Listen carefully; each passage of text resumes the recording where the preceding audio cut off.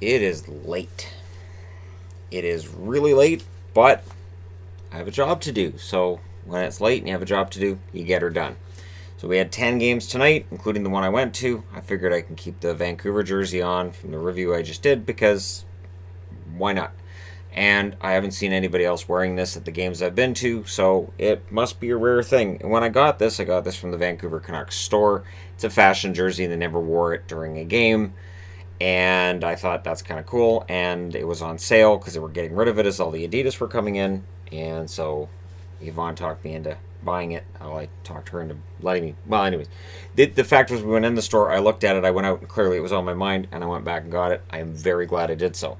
It didn't show up in the countdown of the jerseys I did over the summer because it's a fashion jersey and I don't include them in the regular countdown. Could that change this coming year? Maybe. Might think about it. Might be kind of a fun thing to do to include some of the fashion jerseys in there, wouldn't it? Alright, because then you wouldn't know what's coming up next. What's coming up first in this is the Islanders went into Boston tonight.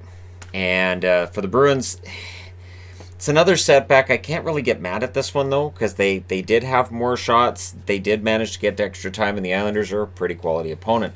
First period, the only goals from Bjork. He scores from Coyle at 1:58. And Anders Bjork, if he can get things going offensively, the offense is there. It's been a matter of staying healthy and finding that consistency while healthy. If he can do that, he's in good shape, and it helps the Bruins' depth a lot. Second period, the Islanders fight back. It's Boychuk from Eberle and Lee at 3:26.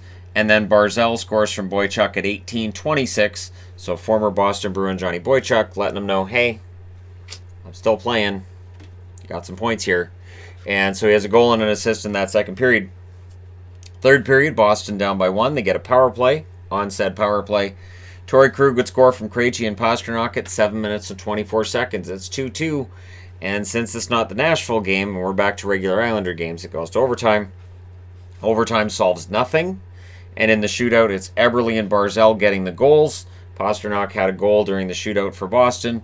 But notice, Pastrnak, no goals tonight. So, yeah, that 50 and 50 thing, that's gone. Now these people are like, oh, he's clearly going to score 60. Shannon's crazy. He thinks he's going to slow down. I think he did 70.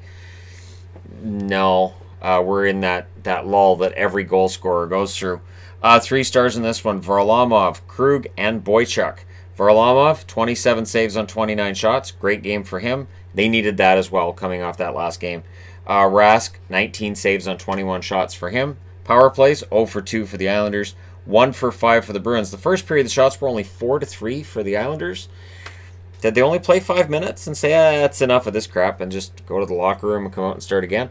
Shots were 7-6 in the second for Boston. So clearly Barry Trotz told his players, okay, no more shots and no more allowing shots. That's it. Third period, Boston outshoots them 16-9, and in overtime, they outshot them 3-2. Final shots 29-21. Varlamov mostly held the Bruins off the board in that third period, minus the 1 goal from Krug. And as we saw I watched a preview today, Torrey Krug's able to shoot pucks at the net when there's like glass cases full of balls and there's buckets of... It was weird. Anyways, if you guys saw what I'm talking about on Hockey Central today, or I believe that was on NHL Network as well, if you guys saw what I was talking about, you guys know what I'm talking about. It's not game worthy, so I'm not going to talk about it here other than just bringing it up. Weird. All right, next up. Speaking of weird, Dallas. These guys can't score goals, and then they do. And this is what's been going on this year. So they go into Tampa Bay, and Tampa, I'm waiting for a run. I'm still waiting for a run. Now, in the first period, it's Radulov on a power play from Sagan and Klingberg at 4:09. Tampa Bay would answer on a power play as well. Sergachev from Johnson and Palat at 12:58, and they enjoyed that so much they scored on the power play again. Killorn from Kucherov and Hedman at 15:24. So Sergachev and Killorn with the goals there. It's 2-1 after the first period. Every goal scored on the power play, and that was kind of it for the power plays for the night. All right, that's it. Everything's 5-on-5 from here. Second period, Palat would score from Sergachev and Shattenkirk at 3:22. It's 3-1 for Tampa. Dallas is behind by 2. They're not winning this one. If I'd been watching this, I would have said that too. Full admission, I would have said, they're done. In fact, before we left to go to the game, I would have seen the first period, if not for us getting ready to go and me going through comment sections on a video I did today. It just taught me. Don't. Just don't. Just don't. And make sure you put disclaimers all the way through, and maybe big flashing disclaimers in the background. If you don't see yourself in this video, you don't see your team in this video, wait, because I'm going to be making a whole bunch of list videos. I'm probably saving it for later. But no, just light the whole thing on fire. Faksa would score from Klingberg and Gurianov at 17:57. So that makes it 3-2. But again, going into the third, this is Dallas. They have trouble. And they would have trouble scoring until Dickinson scored from Cogliano and Polak at 15:42. And what's interesting is they only had 4 shots in that third period.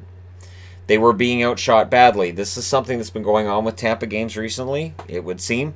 Now, early in the season, their shots would taper off. They kind of get lazy. Now their shots are through the roof, but the opposing goaltender is like, I'm going to steal this. And tonight it was Hudobin's turn. And Hudobin didn't get a star. Why? I'm bewildered by this. Sagan would score from Radulov in overtime at 3 minutes exactly. That means Dallas, against all odds, they don't shoot themselves in the foot. They come back and they win 4-3 in overtime in Tampa. So we're still waiting on Tampa to get things going.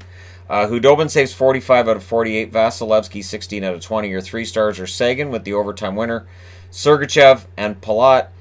And I don't get it. Without Hudobin saving 29 out of 30 shots in the second and third period, and then the one shot he faced in the overtime, you don't get to overtime. You don't win in overtime. So I'm not sure what happened here. It's another one of those things. 48-20 are the final shots in favor of Tampa. Power plays, Dallas goes 1 for 1, so their power play didn't suck tonight, but it just didn't get chances. 2 for 3 was Tampa Bay's power play.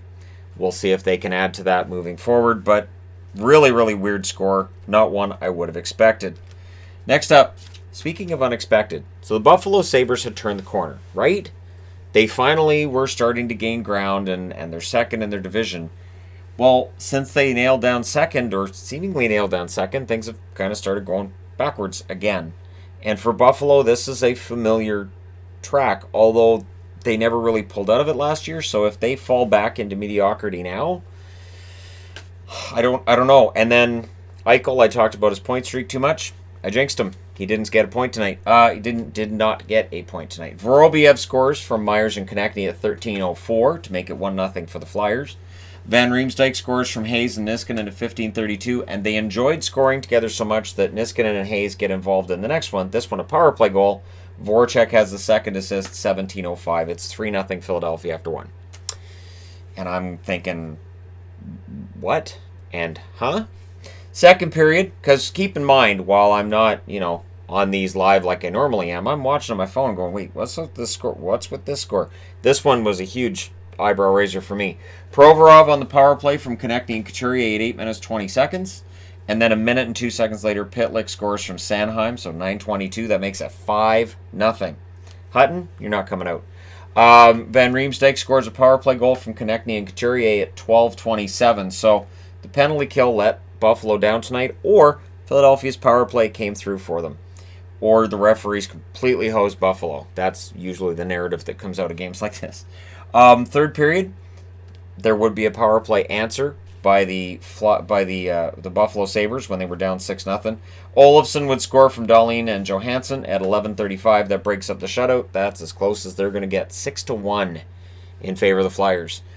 So for people who got all bent out of shape because the Flyers were 5th in the last power rankings, I think they've kind of proven why over the last couple of games, that I still would have ranked them pretty highly. And we'll see. I looked at those games played right after the Lindblom thing came out, and I thought, that's got to be rough on the team. And now they seem to be kind of coming together. So we'll see if that continues. Hutton saved 23 out of 29. Hart saved 16 out of 17. Not busy. 3 stars, Van Riemsdyk, Konechny, and Hayes. The shots favored Philadelphia in the first and the second, 14-5 and then 11-4. Buffalo got 8 shots in the third, only 4 for the Philadelphia Flyers. Final shots 29-17. Buffalo 1 for 2 on the power play. Philadelphia 3 for 5. So there are a number of things for Buffalo to work on. And again, you can look at this game and go, we'll just take that as a one-off. But when you combine this with the Toronto game, there are some worrying trends with Buffalo. We'll see if they can turn them around. That being said, moving along. LA went into Columbus tonight, and as one might have expected, this game was close. Kempe scores from Hutton and Roy at 42 seconds. So first minute of the game, the Kings get a goal. And that's important. It's important when you're a team that's on the road and you've had your struggles. You get that first goal, you get that confidence. Werenski would score from Dubois and Nyquist at 2 minutes and 55 seconds. And I'm sure at that point you're thinking, boy, doesn't look like these goalies are going to have a good night. But then they would.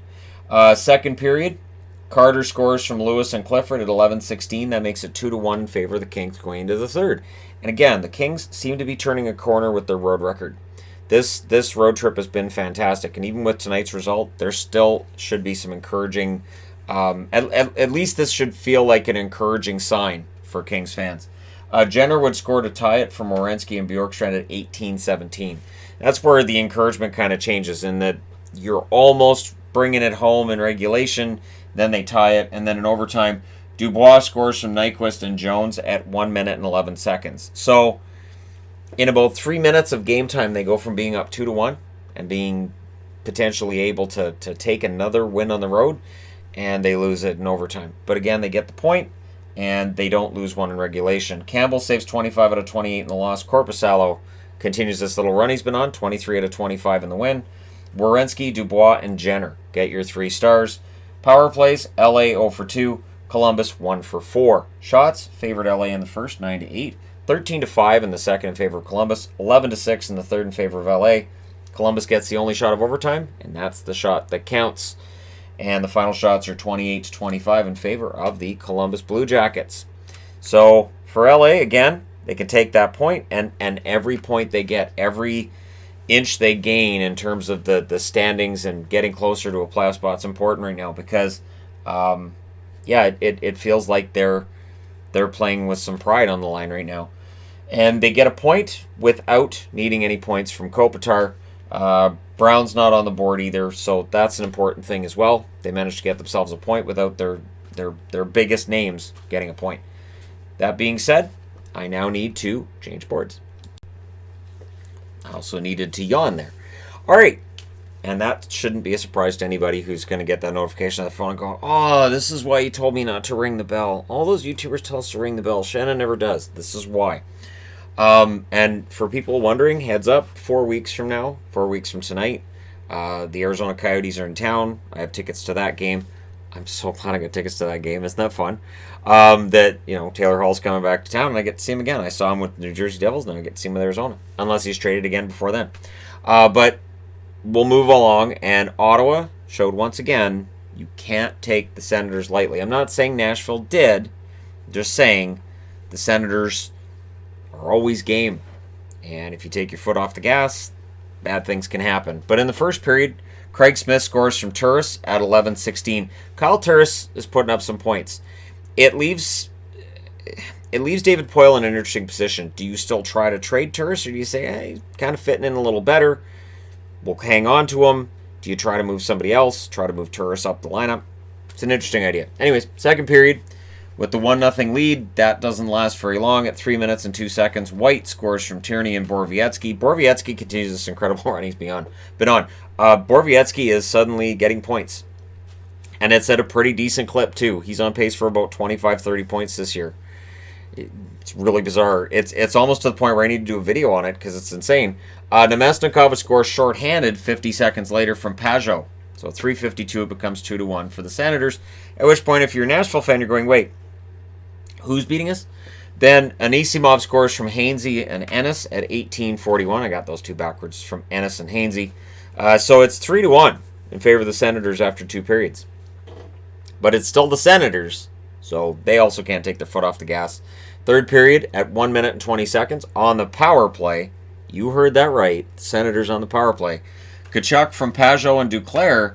So the power play didn't suck. They get a shorthanded goal. We're in a bizarro world. However, we're reminded that the Senators, 15 seconds later, Rocco Grimaldi, that under-the-radar guy I'm telling you about, from Duchesne and Ellis at 1:35. And then Johansson scores on the power play from Ellis and Duchesne at 9 minutes and 39 seconds. And then about 4 minutes later, not even, 3.5 later, Yossi scores unassisted at 13:07. That ties things up at 4. We go to overtime.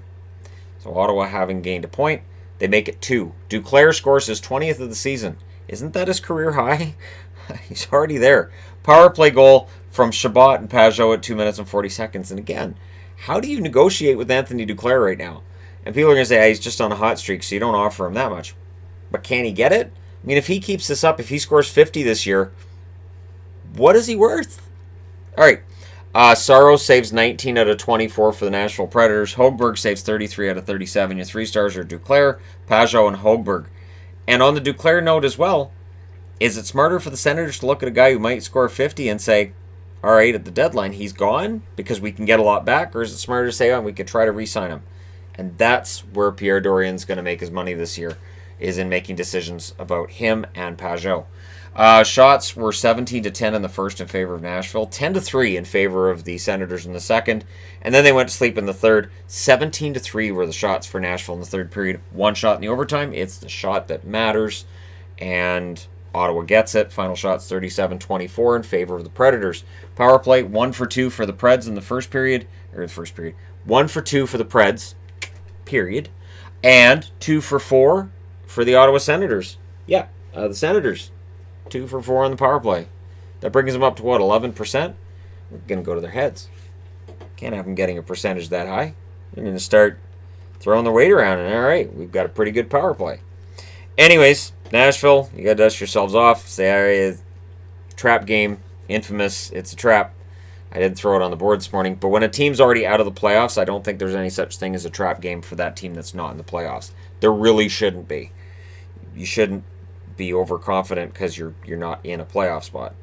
Next up, Chicago. Speaking of not in a playoff spot, here come the Blackhawks. Currently last, at least coming into tonight, they were last in the West. And some pride's got to kick in, and maybe it started tonight. Nylander scores in the first minute at 59 seconds from Kane and Strome. So Patrick Kane continues this insane streak he's been on. They held that lead into the third period. 37 seconds into that third period, Kubalik scores from Kane. Who else? 2-0. But at 5:09, Pullman scores from Ehlers and Morrissey. Makes it 2-1. But Chicago gets a power play, and they make the Jets pay. Gustafson from Kane at 10:58. So the Jets' penalty kill, which has been a problem this season at times, is once again becoming a problem. Kane would score from Nylander and Boquist at 16:39 to make it 4-1, just to kick them while they're down. And Leonard's your first star as Leonard goes in and does to Hellebuck what Hellebuck's been doing to other goaltenders by stealing a game. Kane's your second star. Nick Ehlers his third star. Leonard, 36 saves on 37 shots. Hellebuck saved 28 out of 32. Chicago was 1 for 2 on the power play. Winnipeg 0 for 2. Shots were 16-12 in the first in favor of Winnipeg. 14-3 in the second in favor of Winnipeg. Yeah, Leonard stole this game. 17-7 in the third in favor of Chicago. As going into the third, they're like, we're up 1-0. We didn't even play the second period. We can steal this. Final shots 37-32 in favor of the Jets on the strength of those first 2 periods and the lead in the shots they had to that stage. But yeah, if you're a Jets fan, there's not really a whole lot to go on from the Carolina game and the Chicago game other than, well, we're glad those are finished. But might have been patting the Jets on the back a little bit too hard and a little bit too early. We'll see if they can bounce back. And for Chicago, they have to go on a run of like 5 or 6 wins in a row to really get themselves into a position where people are going to start taking them seriously again. It's going to be an upward climb for them. We'll see whether or not they're able to get it done.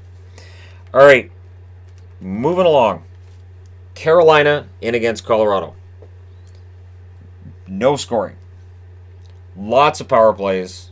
No scoring until the third period. In the third period, Landeskog on one of the 6 power plays that Colorado had scores from McKinnon and Girard at 4:05. So you're looking at this and you're going, well, I guess Carolina's having trouble scoring tonight. All right. And then up to 3 minutes left, I guess Colorado's going to hold on. But holding on is a problem. And I've talked about this before. When you've got a lead in the third period, keep the puck in their end. Keep generating shots. I don't necessarily agree with Peter Laviolette with an 8-3 lead, putting out his number 1 power play unit and shooting pucks all over the place and trying to get a 9th goal. That I'm a little on the fence with, but don't sit back with a lead. Don't give them oxygen. Svechnikov, does his go-go gadget hockey stick, because I assume that it's not a regular hockey stick. Check under the helmet. He may have one of those propellers that you guys know, Inspector Gadget. I'm that old. All right. Svechnikov from Fogle and Stahl at 17:04. And then that's it. Slavin scores from Wallmark and Martinook a minute and 12 seconds later. So Colorado doesn't even get a point out of this. And then Aho adds the empty netter from Martinook and Teravainen at 19:54. Absolutely insane result. And Carolina, they look really good. Not going to lie, Carolina looks really good. They've looked fantastic lately. This team, this road trip, this has been just insane. Reimer saves 27 out of 28. Grubauer saves 37 out of 39. Great goaltending performance at both ends. And it held until 4 minutes into the third period when teams finally broke through. Slavin, Reimer, and Grubauer are your 3 stars. Power plays, 0 for 3 for Carolina, 1 for 6 for Colorado. Shots were 16-11 in the first in favor of Carolina, 13-12 in favor of the Avalanche in the second, and then 12-4 in favor of Carolina in the third. Like I said, you can't be generating 4 shots at home in the third period. That's just a recipe for disaster. Final shots, 40-28 in favor of Carolina, who continue this incredible run they've been on. And yeah, I'm going to start referring to Svechnikov as Inspector Gadget, because every goal he gets is highlight reel. So I'm assuming there's some kind of, maybe it's a Batman thing. Maybe he's got some kind of a Batman utility belt that he uses with his hockey stick. There's something's up there. This isn't, or he's not human. So it's up to you guys. You guys can decide in the comment section below. Is Svechnikov inhuman? Possible. Could he be an X-Man? Yes. Is everybody now thinking he's an X-Man? Yes. Is Shannon sleep deprived? Also yes. So Svechnikov, superhuman, utility belt, some kind of a Batmobile that might be waiting for him outside after the game so he can take off. His hockey stick can be in the passenger seat all strapped in. See, it's the video the Carolina Hurricanes didn't know they needed to make, and now they have to make it. So somebody let the Carolina Hurricanes know that this needs to be a thing, because Svechnikov and his superpowers that all Carolina fans believe he has, that needs to be a thing now. Next up, Montreal in against Calgary. The Habs, very resilient.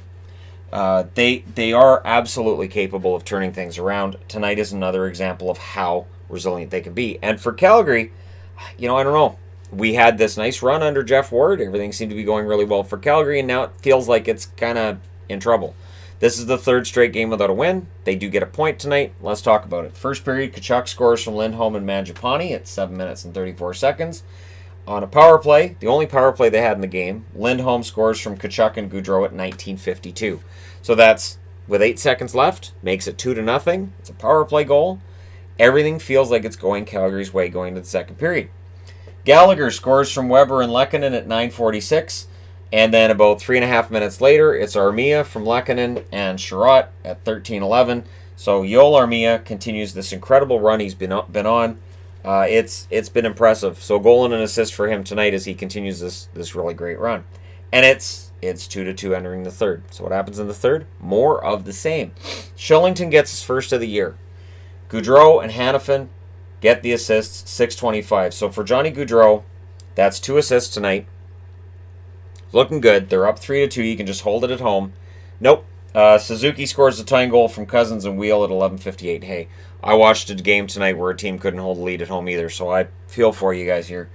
But then in overtime at 3:52, Domi gets the goal. In an overtime that saw a lot of shots at both ends of the ice, considering you only played 5 minutes in overtime, and this one only went 3:52.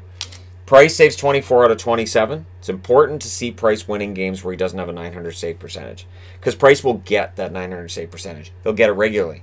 If he can get that without feeling like he has to be Superman, that's good. It's good for his psyche. Riddick saves 39 out of 43. Your 3 stars are Domi for the overtime winner, Lindholm, and Gallagher. Power plays, 0 for 2 for Montreal, 1 for 1 for Calgary, which means they didn't drive enough of the play. They didn't generate enough power plays. Shots were 14-10 Montreal in the first, 16-7 Montreal in the second. Both teams had 7 shots in the third, and it was 6-3 Montreal in the overtime. So 9 shots in 3 minutes, 52 seconds. That's a pretty good overtime. Final shots, 43-27 in favor of the Habs, and they do get the win. So for Montreal, things continue to get better. it really helps these trips through Western Canada where there's so many people in Montreal jerseys in the crowd. Montreal fans love this trip through Western Canada. It gives them a chance to go out and show their affection for the most successful hockey franchise in NHL history. And there's a lot of history tied to them, and it is kind of fun and frustrating at the same time to see so many fans of the other team in your building. So tonight it was Calgary's turn. And we'll see how things go for Montreal from here. That being said, I need to change boards. All right, Minnesota, we have to talk. So I was ready to get rid of the 8. You'll notice I haven't yet cut the cardboard out of the middle of these numbers. You may not be able to see it on your phone. You may see it on your TV. I really didn't think it was a big deal. Part of the reason that I wasn't cutting the hole in the middle here, so I don't have it on the 4s or the 6s anymore, is because I was worried about the structural integrity of the actual magnets over time, that in applying, reapplying, I felt that having that cardboard in the middle might make them a little stronger for longer, just from experience I've had with magnets over the last 3 years. That being said, I did cut the middles out of all of them except the 8, because I'm like, when do I use the 8? That's twice now I've had to use the 8 since I had that thought that I didn't even put into a video. Minnesota also made me fish into my extra magnets tonight to get another magnet for a goal, and I think that's obnoxious as well. First period, however, there's no sign of this. Kessel scores from Holland Dvorak at 16:14, and it's really interesting on Twitter. So Kessel gets this goal from Holland Dvorak, and one of the things I'm doing while I can't watch the game because I'm at a hockey game is I'm checking out Twitter, and I see the Arizona Coyotes tweet out Kessel getting this goal from Holland. Everybody's talking about how great this is and how great they're going to be together, and this is fantastic.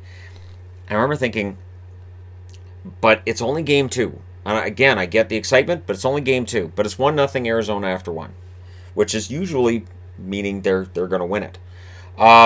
Second period, Donato scores from Zuccarello at 2 minutes. Foligno scores from Soucy and Rask at 3:25. It's 2-1. 2 quick goals. But Chychrun scores a power play goal from Goligoski and Schmaltz at 9:46. Schmaltz had a pretty good night. He doesn't end up getting a star tonight, but he had a pretty good night. That being said, Hartman scores from Foligno and Brodin at 11:11. So it's 3-2, and this is just back and forth and back and forth. It settles down until 1:15 left in that second period when Stahl scores from Zuccarello and Hunt. So at 18:15, that's the 4th goal in the second period for the Minnesota Wild. They went into that second period down 1-0. They emerged from the second period up 4-2. And you're like, all right, so third period, they got to get it together, right? It starts with Ekman Larson at 48 seconds. Arizona's at home. They've got to turn this around. Chychrun scores another power play goal from Schmaltz and Goligoski at 3:22. This, again, is a good thing. This is the same scoring combination. Perfect. And Schmaltz with another helper. Schmaltz would end up with 3 of those tonight. And this is all good. So it's a tie game. Not for long. Hunt scores from Greenway and Sturm 1 minute later to restore the lead. 35 seconds after that, Zuccarello scores from Stahl and Parise. All right, they're ahead. That's it. It's done. No. About 30 seconds later, not even, Keller from Schmaltz and Soderberg at 5:23. What? So it's 6-5. It settles down kind of after that. At 11:16, Suter scores from Foligno and Hartman to make it 7-5. This is Minnesota. This is a team that in the first month of the season would struggle to score 1.5 goals in a game on average. And yet, Cunnin scores an empty netter from Parise and Stahl with 9 seconds left to make it 8-5. 8. And I tweeted out the final score, and the question I asked, and I'm kind of, it's 2 games, right? You don't want to raise the alarm, but at the end of this game as well, Kemper gets hurt. Kemper saves 25 out of 32. Those are miserable numbers for Kemper. Ranta didn't face a shot, played 48 seconds, but Kemper could be out for a while. So Kemper could be out for a while. They got rid of Comrie. Comrie's not in their organization right now. He's back in Winnipeg. Ranta could be the starter for a while. Ranta's numbers have not been as good as Kemper's. They've been very good. Does Hall have anything to do with this, is the question. And I don't mean that as like, oh, Hall's here, everybody's falling apart. There may be an expectation in that room, an excitement in that room, and a feeling of, now we've got this star player. We can play different. We can go out there and run and gun with anybody now. So we've got this defensive structure that got us here, but now we've got this superstar. And that's where it gets dangerous picking up a Taylor Hall. Is figuring, now we've got it, now we're good. I have seen claims that they win the Stanley Cup by picking up Taylor Hall. And I'm not kidding, I'm not saying in the comment section here. Most people here are more rational than thinking that puts them over the top for the Stanley Cup. But I've seen that. This game tonight is a warning. That if they don't go out there and if they don't play their game and play to their strengths, they're in trouble. Dubnyk saves 35 out of 40. Zuccarello, Chychrun, and Foligno are your 3 stars. I'm always a fan of seeing Marcus Foligno as one of the stars in the game, too. I'm just going to throw that out there. Power plays 0 for 2 for Minnesota, 2 for 4 for Arizona. Shots were 17-7 for Arizona in the first, and then Minnesota has more shots. 13-12 in the second, 13-11 in the third. Final shots, 40-33 in favor of the Arizona Coyotes. Again, it's 2 games with Taylor Hall. There's no reason to panic. They can't play like this. Can't play like this. You can't completely change the way you're playing. I'm 99.9% sure. I didn't look this up, but I don't really need to. There's no way Arizona's allowed 8 goals this year in a given game. This is really highly unusual. Kemper hasn't allowed 7 goals in a game. This has to be a one-off. If we start seeing a pattern with Arizona, we'll see what happens. So I'm not panicking for an Arizona fan right now or for the Arizona team, but this is a concerning result. Again, it's Minnesota. It's not Colorado. It's not St. Louis. It's not the Capitals. This is Minnesota, and I don't mean that as an insult to Minnesota. I just mean they don't have the guns that you could see in a Colorado lineup, St. Louis or Washington or Boston, for instance. It's not like Pasternak's out there scoring 4 goals, and you can explain it that way. This is troubling. We'll see where Arizona goes from here. Moving along to the last game of the night. This is the one I was at. Vegas in against Vancouver. I don't know that I'm a jinx to Vegas. I hadn't even thought about it before the game. I went to 2 Vegas games last year. I watched them against the Kings. I watched them against the Habs. They lost both games. It was a frustrating result in both instances for Vegas, and their fans kind of pleasantly told me, okay, thanks for visiting our town. Don't ever watch one of our games again. Now, as I mentioned in the other review specifically for that game earlier, we're going to be in Vegas from the 15th of March to the 20th. I'd like to see the March 17th game against the Dallas Stars, but if Vegas fans are like, you're not coming here because you're a jinx to us. I was a jinx to Vancouver for a long time too, and apparently I'm not anymore. So it'd be nice though to see Dallas and Vegas. That'd be a completely different experience than anything I've ever had. So yeah, I mean the only other thing that I would love to see more than that would be to go to Boston and watch a game between Boston and Montreal in Boston at, I want to say the Garden, because it's just supposed to be the Garden. Boston Garden, not TD Garden. Boston Garden. Tonight, Roussel scores from Gaudette and Virtanen at 2:49, and it really was kind of one of those plays that was odd. And then there was a really odd goal on a power play, Pearson from Levo and Virtanen at 7:08. Now, I've seen Vegas fans saying, maybe Fleury wasn't playing very well. I don't think Fleury wasn't playing well. It's just bad bounces. It's just bad bounces, really, in all honesty. These are the kinds of bounces that have been going against Vancouver over the last month and a half, and tonight they finally got them in their favor. Marchessault scored from Carlson and Smith at 13:58. That was where I started getting nervous. I'm like, you know what? The Canucks keep... I don't know. They'd get a lead, and then they'd start playing different. Pettersson scores from Miller at 19:32, and that was huge. That came out of nowhere. Pettersson is really special talent. I've talked a lot about Besser. Now he's the best shot that I've seen for the Canucks. And I still think when Besser's on and he's confident, he's got the best shot on the Canucks. But Pettersson's the smartest player. And he's able to make offense out of nothing. Second period, Vancouver did not play very well. Smith scores from Marchessault and Carlson at 11:01. Now, in and around this time, this is where you see, it was in that second period where you see Josh Levo get hurt. I haven't seen an update yet. We'll probably get an update, I would think, tomorrow on Levo and what his condition is, but he was very upset as he left the ice, so hopefully he's okay. Holden would then score from Stone and England at 12:10, so that's 2 goals in rapid succession. And all I could think sitting there was, not again. I can't do this. I can't. I can watch 10 games on TV. I could watch all these games. And then at the end of the night watch this and go, here we go again. And I can find ways to busy my brain so that I'm not upset with the result I see. But when I'm there live and I'm experiencing it with the crowd, that's completely different. So what you see when I do these reviews and what you might see if you see me at a rink, completely different guy. Absolutely completely different guy. So third period, it's 3-3, and already in my brain I'm going, oh man, if they lose this one like 6-3, this is just going to wreck my mood for tonight. Pettersson scored from Besser at 9:19. So again, Pettersson, fantastic goal. I really don't think that one's on Fleury. I think both goals by Pettersson were great. I don't think either of them are on Fleury. So that made it 4-3. But then Stone scored from Pacioretty and Theodore at 15-14, and I got frustrated with that because the Canucks were allowing way too many shots in that third period. The defense was just brutal. And on that tying goal, it was Myers that coughed up the puck and then didn't make up for it with the rest of that play. So I have talked about Myers and how I think he helps the team and how I think he's added to the team. Tonight was not one of those nights.